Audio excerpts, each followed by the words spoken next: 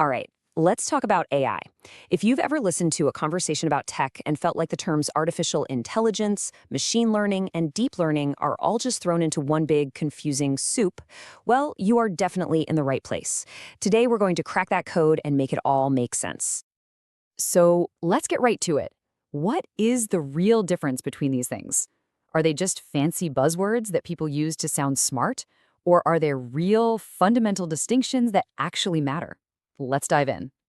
Okay, the best way to wrap your head around this whole thing is with a really simple but honestly perfect metaphor. I want you to picture a set of those Russian nesting dolls. You know, where you have a small doll inside a bigger one, which is inside an even bigger one. That hierarchy is exactly how AI, ML, and DL are related. So naturally, we're going to start with the biggest, outermost doll. This is the granddaddy of them all, the foundational idea that kicked everything off: artificial intelligence. You've got to think of AI as this huge, all-encompassing umbrella. It's the original, big dream of making machines that can act smart, that can reason, solve problems, and basically mimic human intelligence. And here's the key. It doesn't have to be super complicated. It just has to simulate intelligence. Let's make this real with a classic example: an old-school Roomba. That little robot isn't learning the layout of your room, not at all. It's just following a super simple set of hard-coded rules. If my sensor bumps into a wall, turn 90 degrees. If my battery is low, go find the charging dock. It's doing a task that seems intelligent, right? But it's all based on explicit, pre-programmed instructions. This is AI in its most basic, rule-based form. And you've seen this kind of AI everywhere, even if you didn't call it that. Remember the enemies in old video games that just follow the same exact path over and over? Or those simple customer service chatbots that can only give you a few pre-written answers? That's all rule-based AI. But that brings us to the big problem with this approach, right? You just can't write a rule for every single thing that could possibly happen in the real world. It's impossible. So what do you do when you need a machine to adapt and handle something new? Well, that's when you have to move beyond rigid rules and into a world where the machine can find patterns for itself. So it's time to open up our big AI doll and see what's inside. And that brings us to the next layer: machine learning. This is where things get really interesting, because this is what allows machines to learn without us having to spell everything out for them. Machine learning, or ML, is absolutely a subset of AI. But the huge difference is, instead of feeding a machine rules, you feed it data. Lots and lots of data. The whole idea is that the machine learns from that experience, we call it training, and gets better and better at a task all by itself. The absolute perfect example, and one you use every single day, is your email's spam filter. I mean, think about it. Nobody sat down and wrote a rule for every possible spam email out there. That would be insane.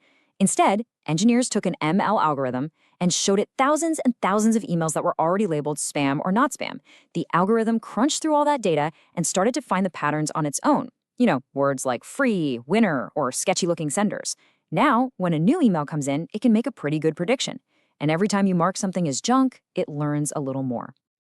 And seriously, ML is the secret sauce behind so much of our digital lives. That spooky good recommendation from Netflix, that's ML. Your bank catching a fraudulent charge literally the second it happens. That's ML. Even Google Translate? Yep, that's machine learning, finding patterns in language at a massive scale. Okay, but traditional ML has its own limits. It loves neat, clean, structured data. Think of a nice, orderly spreadsheet. But what happens when you throw a curveball at it? What about the messy, chaotic, unstructured data of the real world? Stuff like raw photos, audio files, or just massive blocks of text. And that brings us to the very heart of our nesting doll, the smallest, most dense, and in many ways, the most powerful doll right in the center: deep learning. This is where we get really ambitious and start building systems that are actually inspired by the human brain. So deep learning is a super specialized piece of machine learning. Its secret weapon? Something called deep artificial neural networks. It's a fancy term, but the core idea is that these are systems with many, many layers of interconnected nodes, kind of like the neurons in our brains. This complex, layered structure is what lets them find incredibly subtle patterns in that messy, unstructured data we were just talking about. So how in the world does your phone actually see your face? It's not magic, it's layers. When you set up Face ID, the first layer of the neural network isn't looking for a nose. No, it's learning something way simpler, like how to spot basic edges and curves. Then, the next layer takes those edges and curves and learns how to combine them into simple shapes. Then, the next layer combines those shapes into things that start to look like eyes and noses and mouths.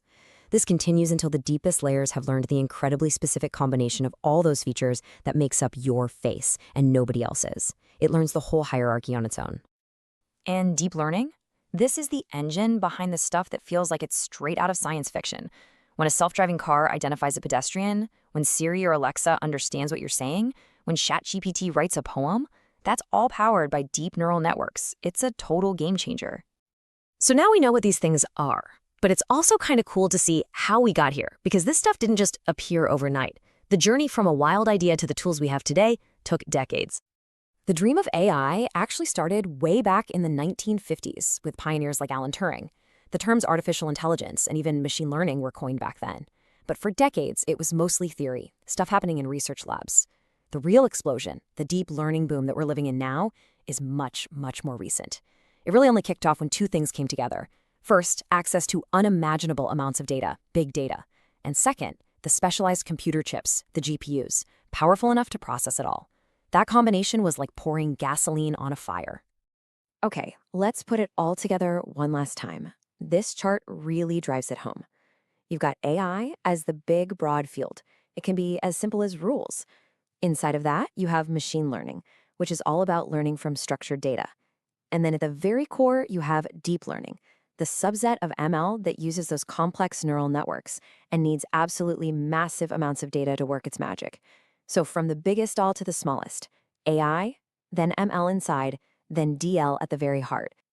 Understanding how we got here is one thing, but let's be honest, the most exciting part is always, what's next? Where's all of this heading? Well, the long-term holy grail goal of this entire field is something called artificial general intelligence, or AGI. Right now, AI is very specialized. It's good at one thing, like playing chess or recognizing faces. AGI is the hypothetical dream of an AI that has the flexible, creative, problem-solving intelligence of a human being across many, many different areas. To get a feel for what this could mean, just imagine this scenario in medicine. A patient has a rare, complicated disease. An advanced AI system doesn't just look at a scan. It analyzes their entire genetic code, their full medical history, and compares it to millions of other cases from around the world. And then, it doesn't just find a drug. It creates a brand new drug molecule, custom designed for that one single person. That's the promise. And we are already getting a taste of this next chapter. The whole world is talking about generative AI right now for a reason.